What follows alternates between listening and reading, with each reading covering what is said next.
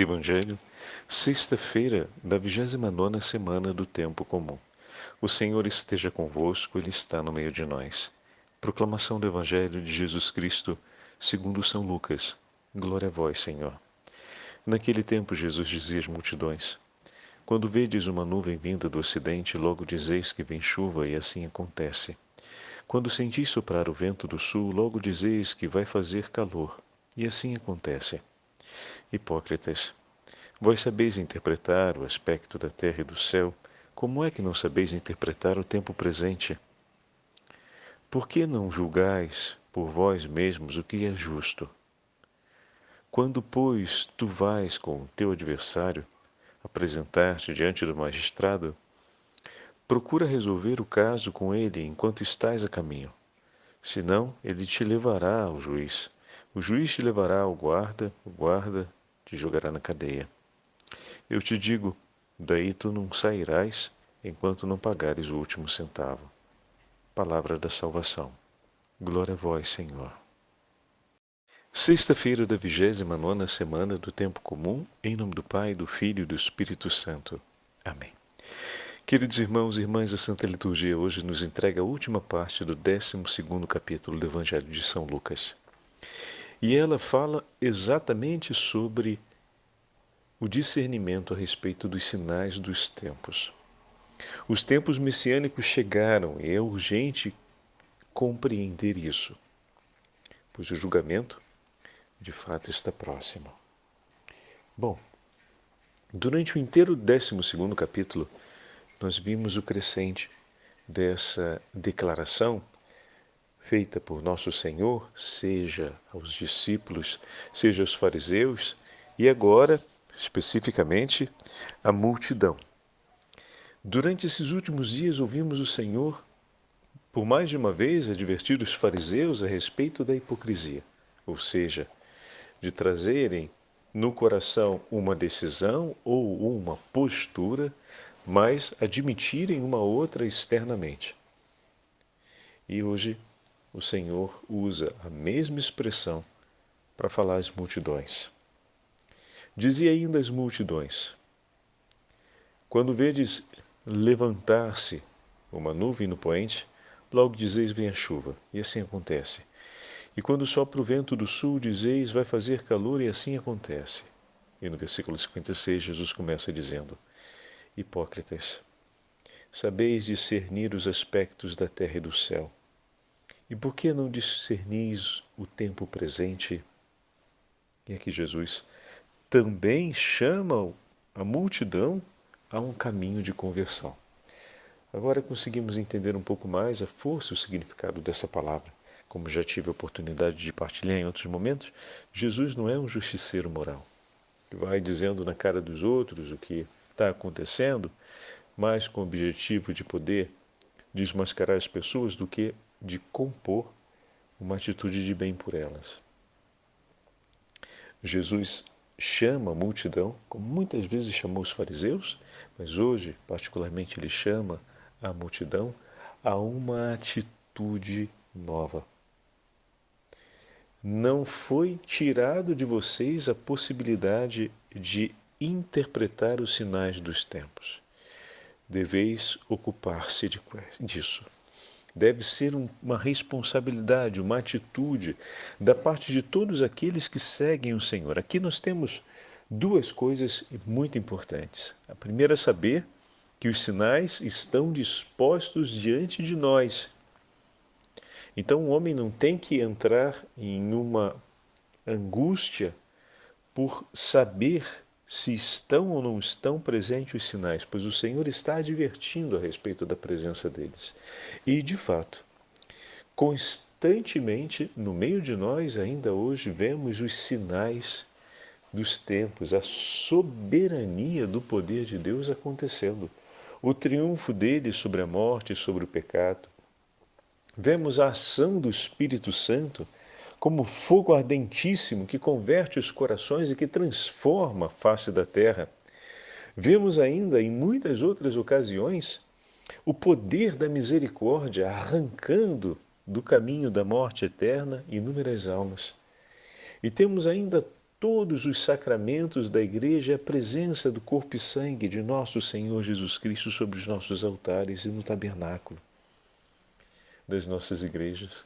E dessa forma estamos ali, constatando e reconhecendo os sinais de que o Senhor está no meio de nós e nos entregou a sua santa igreja em favor da nossa salvação. Todos os sinais estão dispostos. Todos os sinais nos foram dados e permanecem acontecendo no meio de nós. E o segundo, ao homem foi dada a possibilidade de interpretá-lo, de reconhecê-los. Então Deus não apenas dá os sinais, como conduz, sustenta o homem no conhecimento desses sinais, a fim de que ele não se perca. Como é bom, meus irmãos e minhas irmãs, saber que empenhar-se por algo que vai ser, de certa forma, exigente, porque compreender os sinais dos tempos significa admitir uma mudança de vida, né? Mas se o Senhor nos dá a graça de termos em nosso tempo os sinais, se Ele nos dá a graça de conseguirmos interpretar os sinais do tempo presente, como Ele não nos daria a graça de vivermos uma vida nova a partir disso? Então a graça para a conversão que é necessária também foi disposta em nosso favor. Na continuação do texto, o Senhor vai dizer uma imagem, né? Ele vai usar uma imagem.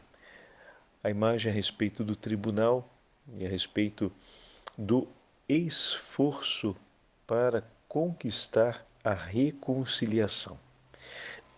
Interessante que os sinais nos foram entregues, a graça para interpretar os sinais nos foi entregue, a certeza do amparo de Deus para a nossa conversão nos foi também confirmada, mas o esforço compete a nós.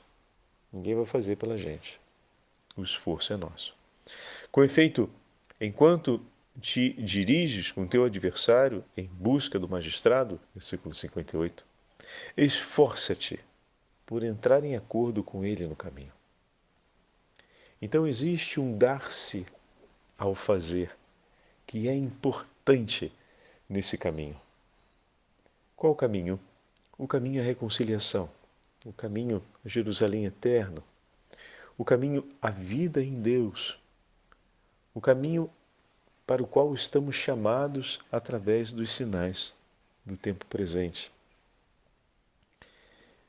No Evangelho, o Senhor vai falar do esforço para que se viva reconciliado, para que se reestabeleça a comunhão com aquele que ficou separado de nós. Então ele vai dizer, durante o caminho, aproxima-te do teu irmão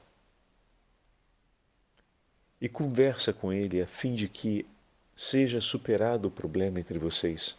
Do contrário, se ele permanecer durante o inteiro caminho como seu adversário, ao final do caminho te entregará à justiça. Mas se durante o caminho ganhas o teu irmão e de adversário que eram, passam a irmãos, porque restabeleceram a comunhão entre vós, não serão entregues à justiça. Então, olha o chamado que o Senhor nos faz.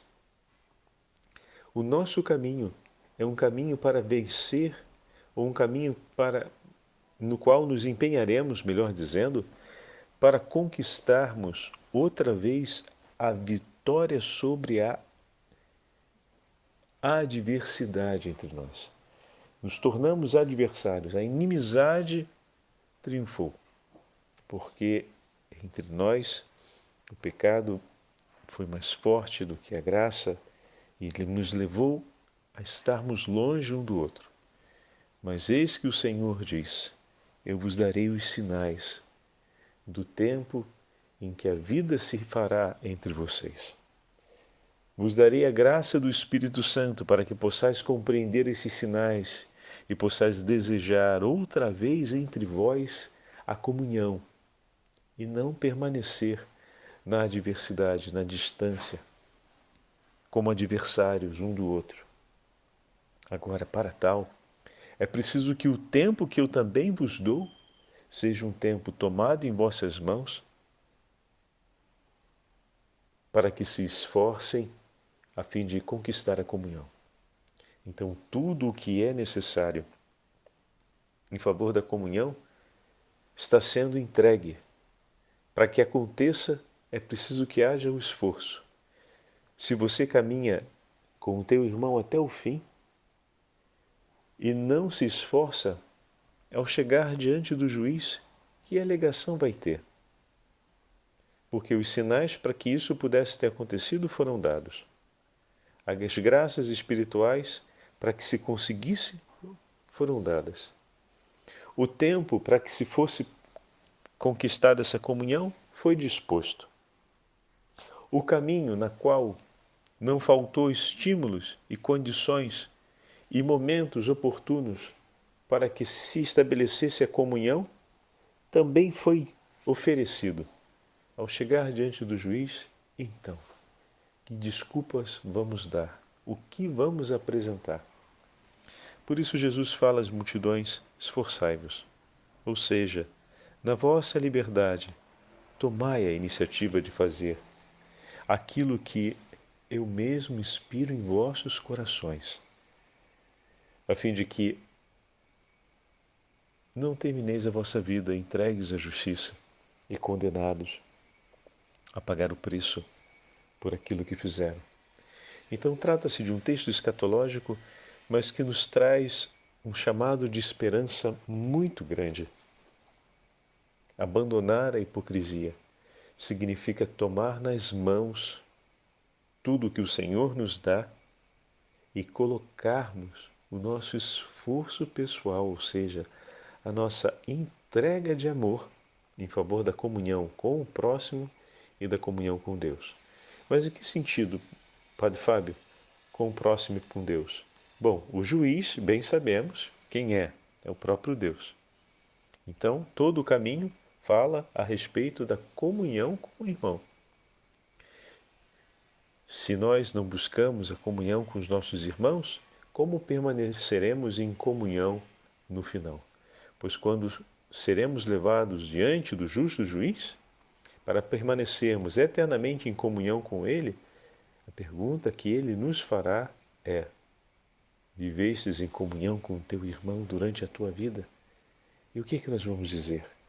Eu não sabia como fazer? Não é possível. Eu não tive o conhecimento do que fazer? Também não é possível. Me faltou tempo? Também não vai ser possível responder. Eu não sabia qual caminho percorrer para conquistar essa mudança entre nós? Também não vai dar para responder.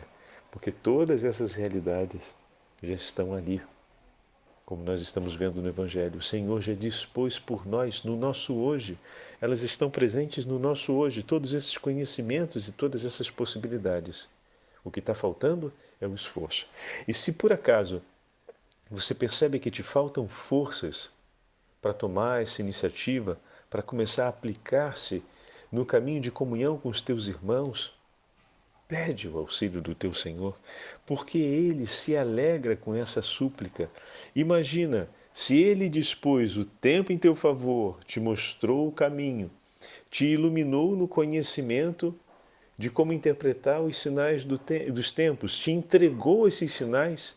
Imagina se agora você pedir para Ele, me ajuda para que eu não venha desistir dos esforços necessários de te seguir, Senhor, e de buscar a comunhão com meu irmão para permanecer em comunhão contigo por toda a eternidade. Imagina se pedindo isso, o teu Senhor não vai te ajudar. Ele que já fez tudo o que fez por você. É claro, talvez Ele esteja esperando esse teu pedido, porque conhecendo os limites do teu coração, Ele quer te ajudar ainda mais do que já fez até agora. Mas Ele espera que com humildade você reconheça isso e não haja, ou seja, como os hipócritas. O chamado de hipocrisia é relacionado a isso. Haja como se nada disso tivesse acontecendo.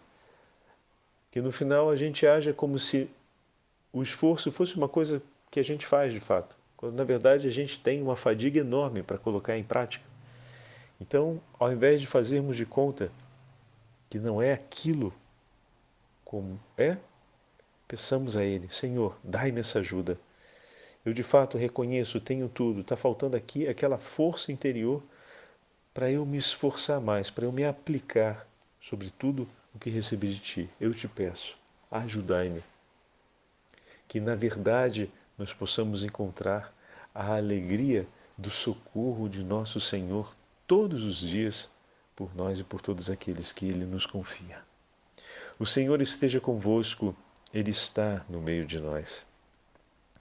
Pela intercessão da Beatíssima Virgem Maria, Mãe de Misericórdia, desça sobre todos vós a bênção do Deus Todo-Poderoso, Pai, Filho e Espírito Santo.